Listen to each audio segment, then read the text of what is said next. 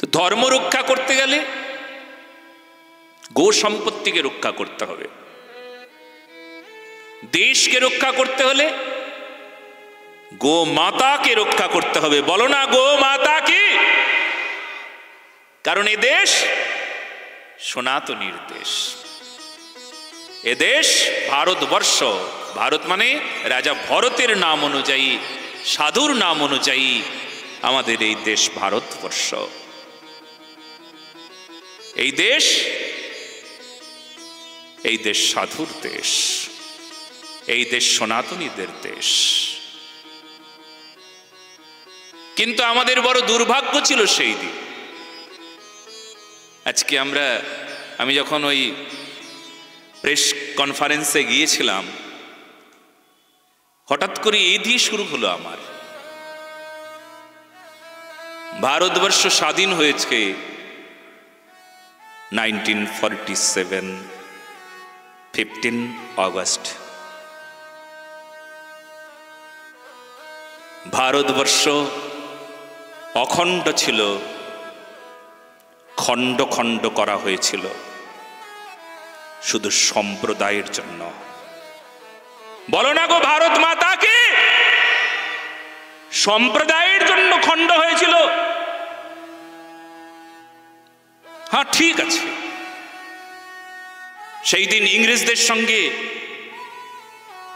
যারা যুদ্ধ করেছিল, যারা স্বাধীনতা সংগ্রামী ছিলেন, তারা সব সম্প্রদায়ের ছিল।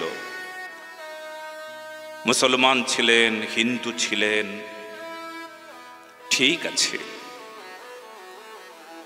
মুসলমানদের জন্য আলাদা দেশ হলো, আলাদা দেশ, ভালো। ভারতবর্ষ হিন্দুদের জন্য রইল না, না না না না না, সেকুলার দেশ, সবাই থাকবে মিলেমিশে। মুসলমানদের জন্য আলাদা দেশ। ভারতবর্ষে সবাই থাকবে সেকুলার, সবাই একসঙ্গে, হিন্দু মুসলমান খ্রিস্টান বুদ্ধিস্ট সবার জায়গা। কিন্তু হায় রে, আমরা আজকে যে যে স্থানে হিন্দুরা সংখ্যা লঘু হয়ে গিয়েছে, যে অঞ্চল যে জেলাগুলোতে হিন্দুরা সংখ্যা লঘু, সেই জায়গার খোঁজ নিয়েছেন আপনি? সেখানে কি পরিস্থিতি আপনি জানেন? প্রতিনিয়ত অত্যাচার চলে, মানসিক অত্যাচার।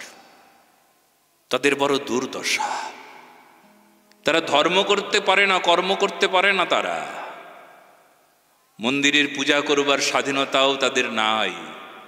এই হরির নাম করা যাবে না, মাইক বাজানো যাবে না, ঢাক ঢোল কেন? এই আজকে বিসর্জন দাও, তাড়াতাড়ি বিসর্জন দাও।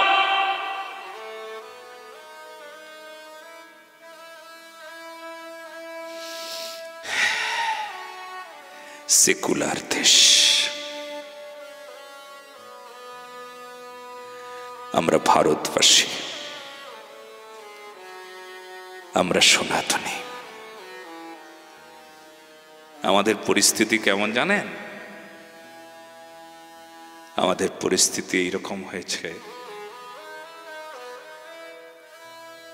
যার রাজ শক্তির জোর, মুল্লুক তার জোর, যার মুল্লুক তার জোর বেশি, মুল্লুক তাদের বেশি। আমরা সেই মুল্লুক, আমাদের মুল্লুক, আমাদের ভারতবর্ষ, এখনো নামটা আমরা ভারতবর্ষই বলি, আমরা সনাতনী।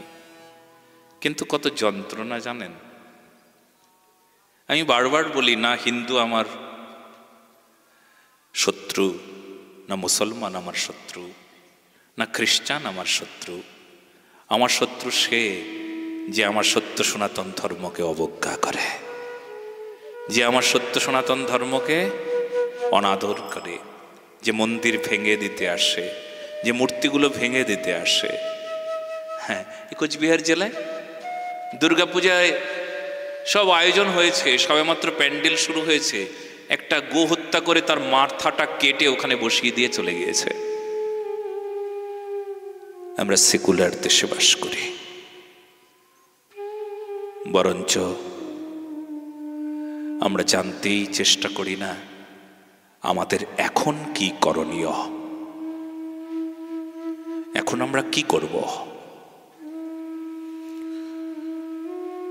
কি করলে আমাদের রক্ষা হবে, কি করলে আমরা সনাতনীরা আমাদের ভারতবর্ষ থেকে এই বিভিন্ন পাপ পঙ্কিলতাকে দূর করব।